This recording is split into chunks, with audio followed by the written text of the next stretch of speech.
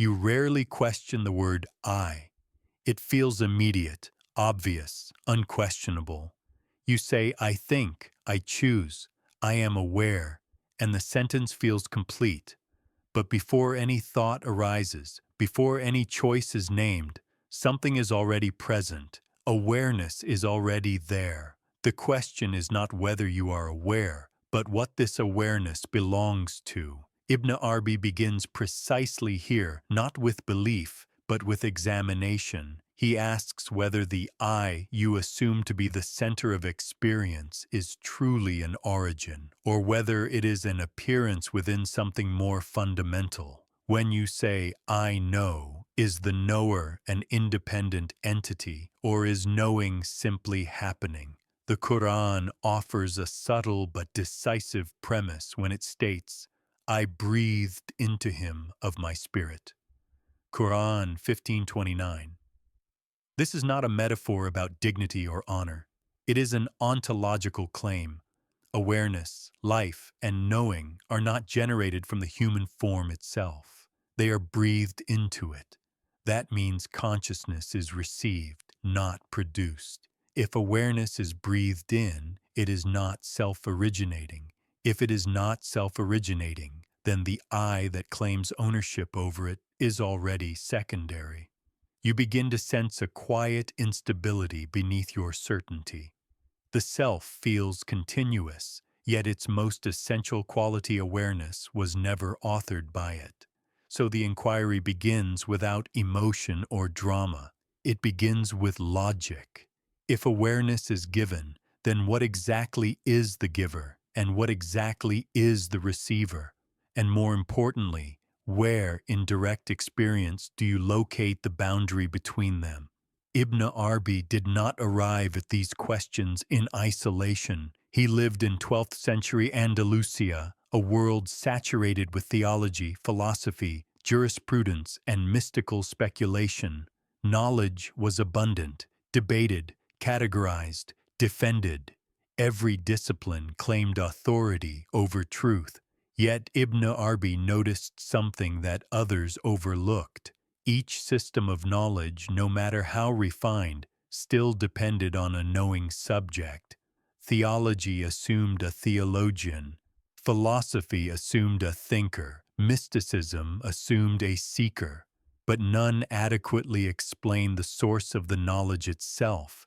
The Quran states, above every possessor of knowledge is one more knowing. Quran 1276. Ibn Arabi treated this not as a moral reminder, but as a structural principle of reality. No matter how high knowledge ascends, it is always exceeded. This means that knowledge cannot culminate in the human intellect.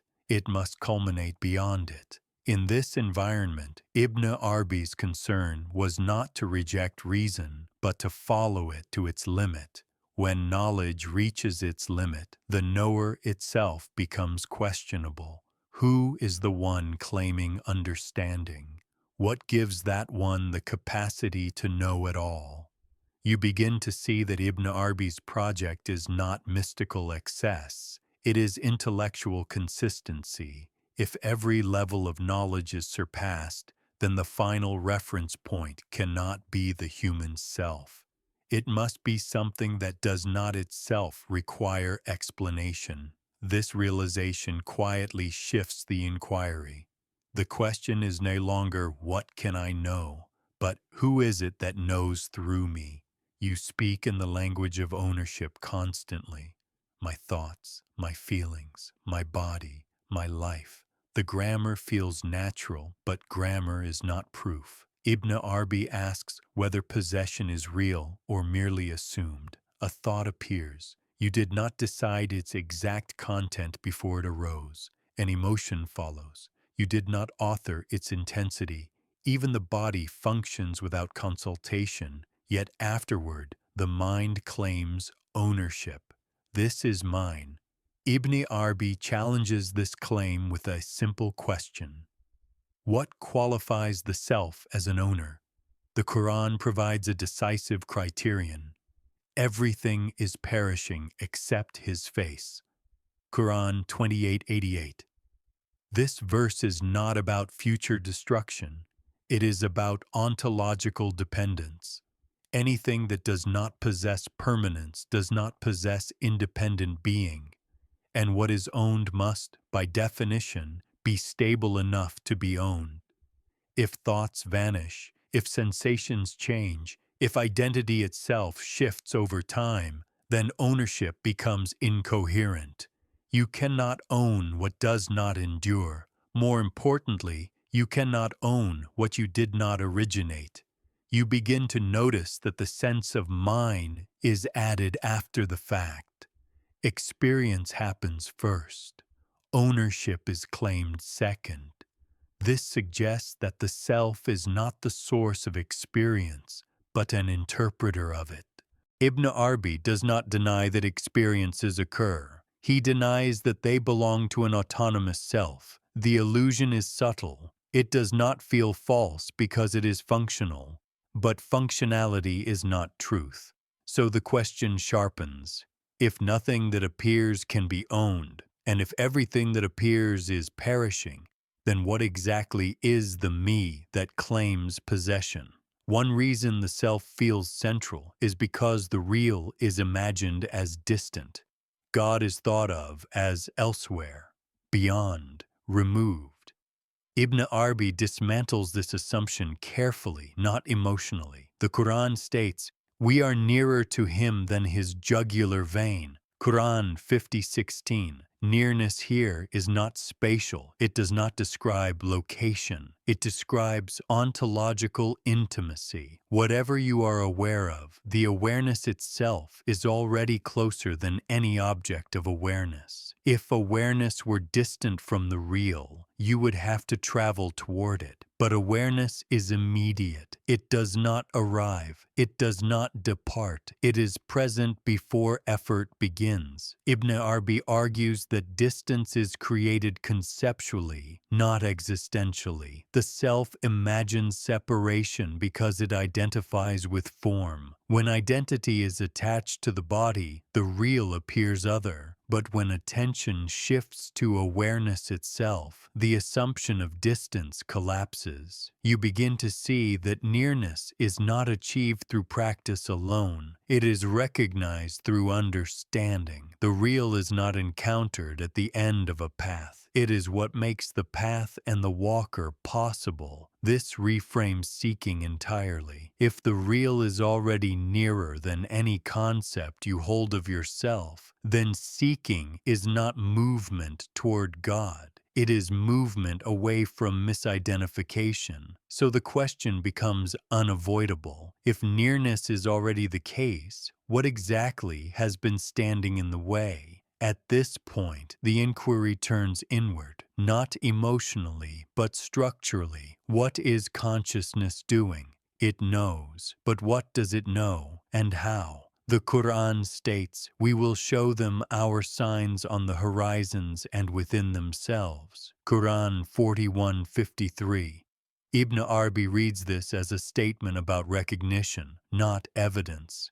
Signs are not proofs imposed from outside. They are confirmations of something already implicit. Consciousness knows forms, thoughts, and meanings, but it does not become them. Knowing remains unchanged while the known changes. This stability does not belong to the self as an entity. It belongs to awareness itself. Ibn Arabi suggests that consciousness is not merely a human faculty. It is the real knowing itself through forms. This does not mean humans are divine in essence. It means that knowing is divine in origin. You begin to see the precision of this claim. Awareness is singular.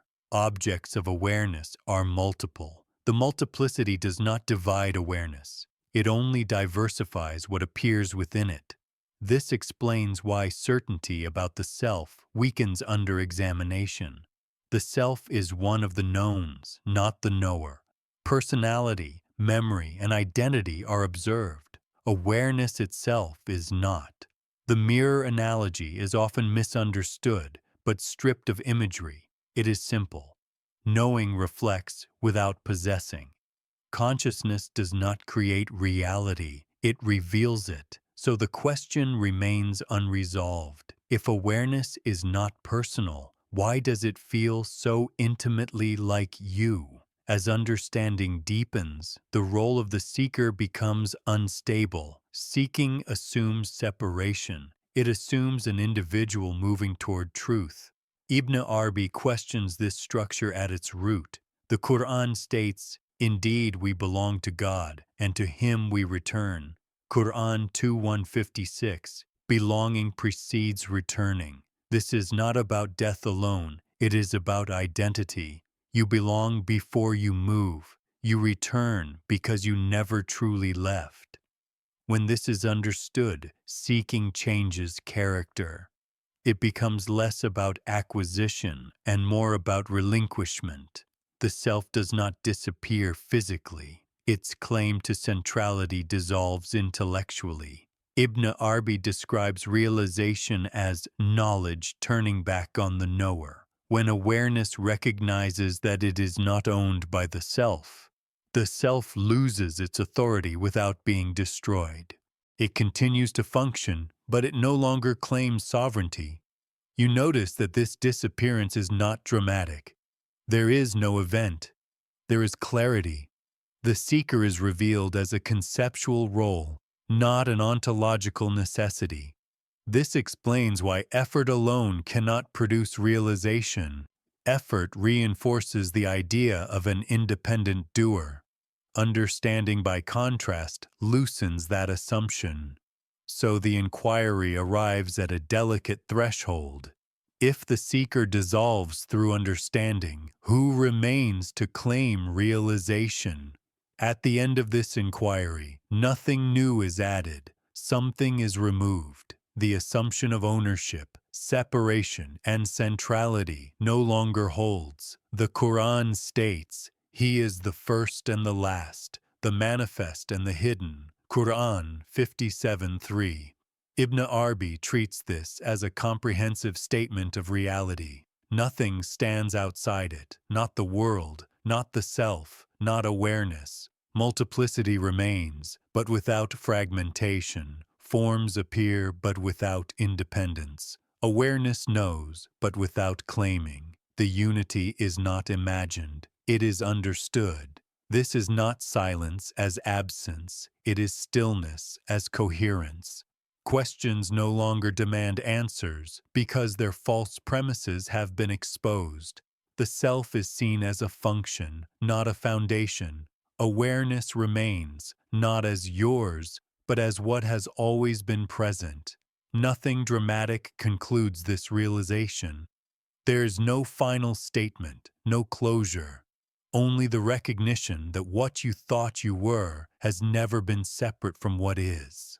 And so the inquiry rests, not because it is complete, but because nothing remains to be claimed. When nothing is claimed, what still needs to be understood?